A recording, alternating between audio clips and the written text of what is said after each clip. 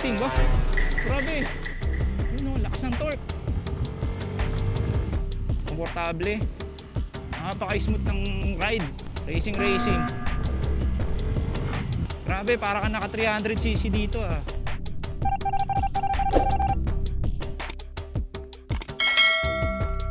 Oh, nachambahan din, boss. Ay, hello po sa inyo dyan. Team Payaman, number 1. Woo! Ito, motor ni Juan. Dati ko lang napapanood sa YouTube. Ngayon, katabi ko na. Nako, rinig pa tayo dyan. The Dark Show! What's up? Ay, salamat. Inaabangan ko lang din yung video nito eh. Yun, sakto. Katabi natin sa table natin, Boss Ned Adriano. The Dark Show, yun o, shout out. Abangan natin yung bago ilalabas ngayon na game ko ng motor. Excited na. Okay. Yun o, motovlog. Yes. So nandito tayo ngayon sa event ng Kymco Philippines. Meron silang i-release na motor ngayon dito sa Brittany Palacio, dito sa malapit sa Dangari. Mamaya test ride natin. Mamaya itong mga motor na nasa likod natin. Mamaya i-release nila to pagka-announce doon sa loob. Dito yung test ride area. Abangan nyo. So stay tuned. Andito tayo, kasama natin si Michael Buko, semi-pogi. Sa kayo mga papi? Sir, salamat sir. Kita-kita mamaya sa test ride. Gugulat ko mamaya sa video. Mukhang alam mo na eh. Sa mamaya, sa launching, makikita.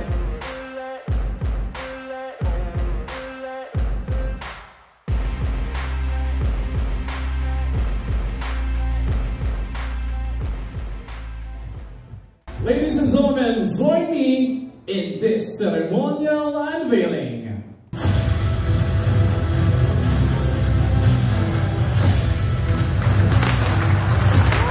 Ladies and gentlemen, welcome to all new GR150. Ladies and gentlemen, once again, the new innovation of Kymco Philippines. Their latest scooter, all new Ding R150. Again, a big round of applause for this new innovation for Kymco Philippines. Ay, unveil na ang pinakabagong Kymco Ding R150. Mamaya iti-test ride natin to sa labas and then so i-check din natin yung mga specs nito. Ano?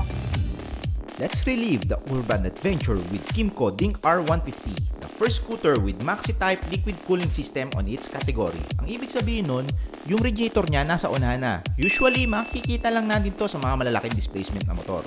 Ito nga palang motor na to is powered by 150cc, 4 valves na siya mga sir. And then meron siyang traction control system, plus anti-lock braking system, harap-likod para sa advanced safety features. Mamaya na yung iba, samahan niyo muna ako sa test ride. Okay, tapos na yung unveiling sa loob. Andito na tayo. Ito yung pinaka-inaantay natin, test ride. Yan oh.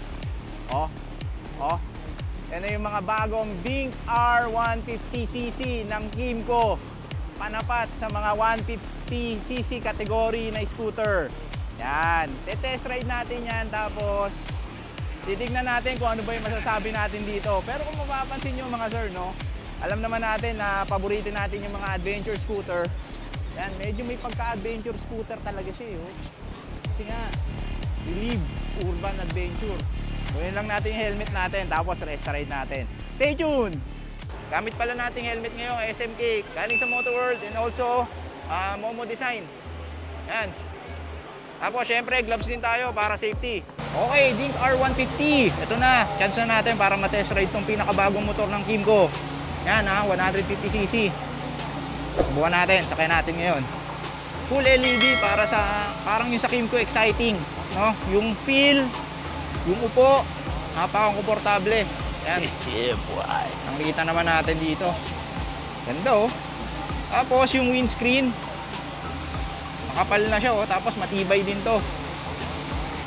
Yan, subukan natin. Keyless na rin siya. And then ito yata yung gas. Tapos dito yung sa mga glove compartment. Okay, testing natin. Start natin. Okay. Yan. Tayo natin mag 14 volts. Side mirror. Saktong-sakto lang. Tapos, grabe oh. Napaka-komportable na ito. Yan, testingin na natin. Atras tayo.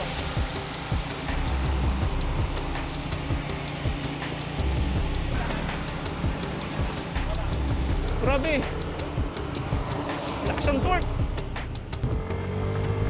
Napaka-smooth ng ride.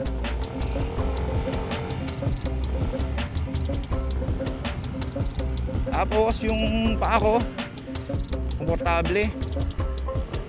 Tapos yung upuan niya, masarap sa puwet. Walang tumutusok. Para sa akin, para ka nakasakay sa ano, sa Exciting 400. Yun oh. Isa pang ikot tayo.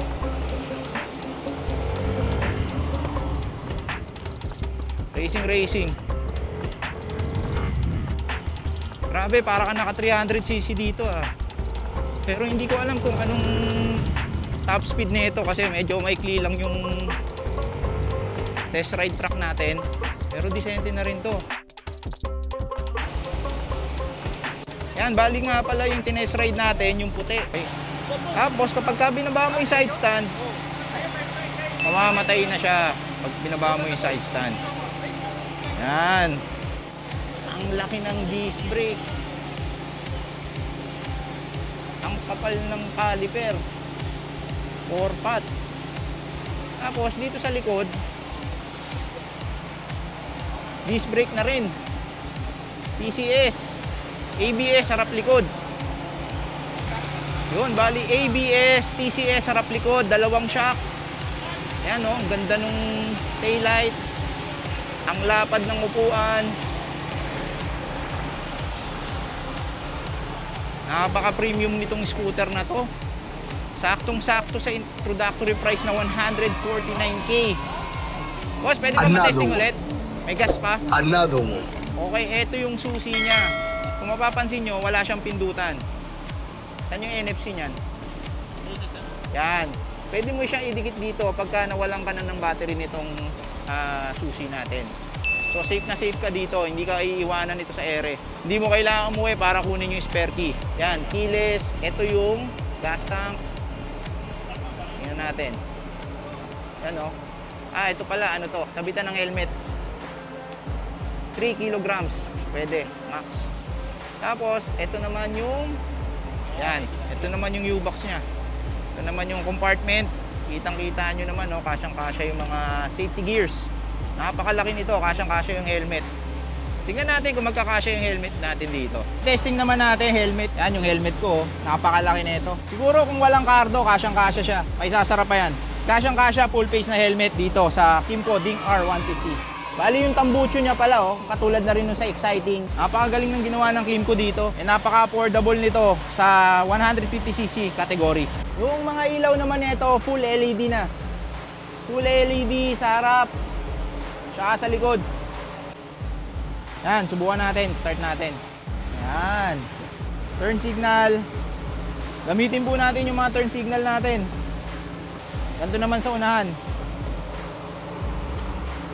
Sa panggilid, syempre, malalaman natin yung panggilid dito pagka nagkameron na tayo nito. Check natin sa AGM Scooter. Shout out Mark Yu, happy birthday! Woo!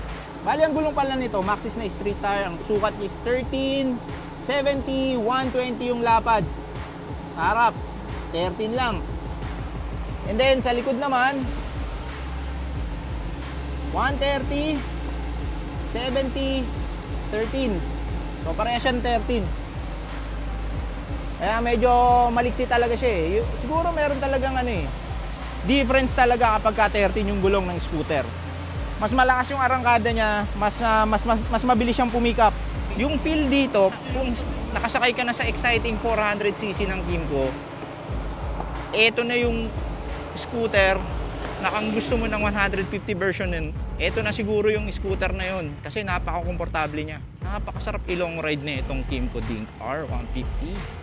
Tsaka ibang-iba na siya dun sa mga lumabas na Ding R noong panahon pa nang hindi pa masyadong uso yung scooter. Walang kadrag-drag, napaka-smooth, ang ganda ng tambucho.